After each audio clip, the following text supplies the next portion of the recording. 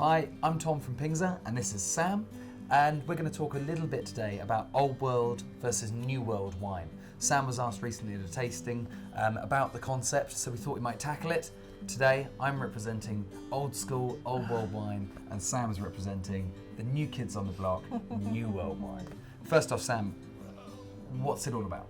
Okay, so for me, New World wines are wines that are from the Southern Hemisphere. So they are wines generally from warmer climates. We're thinking Australia, New Zealand, Chile, Argentina, America, South Africa, basically everything over the water. And crucially for me, the thing about New World wines is that they are labelled varietally, i.e. when you're looking for a bottle of wine, on the label it will say Cabernet Sauvignon or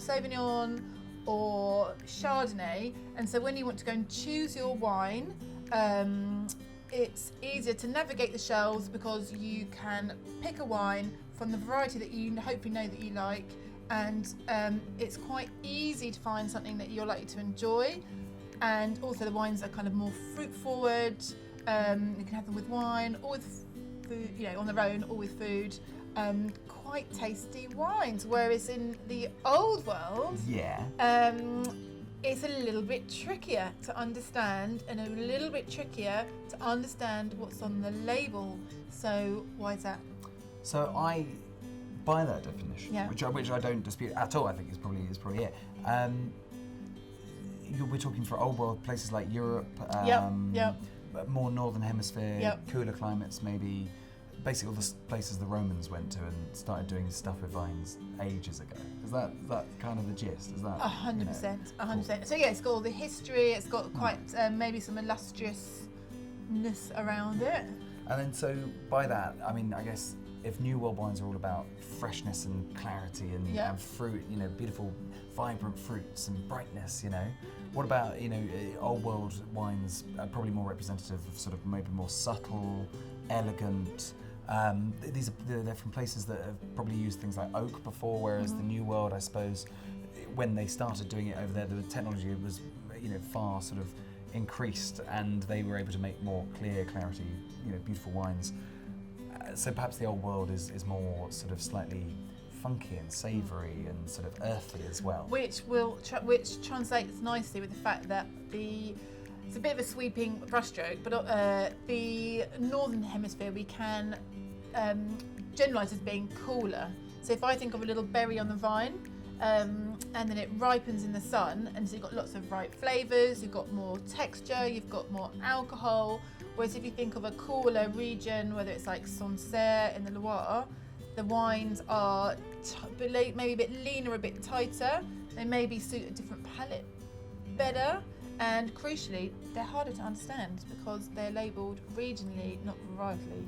That makes sense. You've mentioned this point twice. I think that's the battleground on which you think you're going to win the argument. I think that's what it's going to be.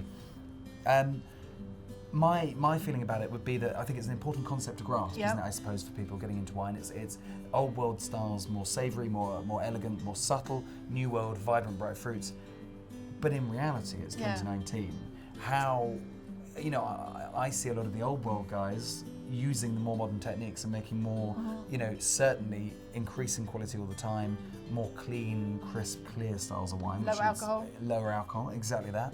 And the guys in the New World, if you go out there, most of the most amazing producers are celebrating where they come from. Wines that they're making are beginning to taste exactly like where they are, which is an Old World concept, making something that tastes like the village that you come from. And also, they're beginning to step away from some of perhaps the excesses of the modern techniques that they were able to adopt. Definitely. So do you think there's a... I think it's emerging and a morphing. Wines coming too homogenous is not a good thing. And I think crucially with wine, the best thing about it is if it has a sense of place. So whether you're buying a wine from, Coonawarra in Australia or I don't know, let's say a Meursault in Burgundy, what you want is that they taste how you think they should taste, whatever that's like.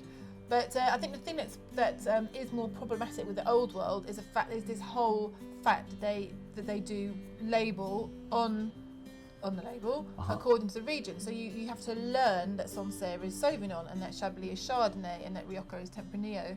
But I think once you put a bit of time in and learn that, then the wines ultimately are super rewarding, which is why they've been translated and travelled across the world into the New World, where they're sort of doing similar things. And I suppose back in, when most of these little regions were starting in the Old World, people didn't travel as much as they do today. So that's, I assume, the backbone of, and the reason why they weren't varietally labelling them is, if you grew up in Santenay, in Burgundy, you know that you're growing Chardonnay because you've lived there the whole time, or Pinot Noir, bit of both, right? And then, so if you're there and your family's always grown it and it's always been that way, there's not much point in banging it on the label, I suppose.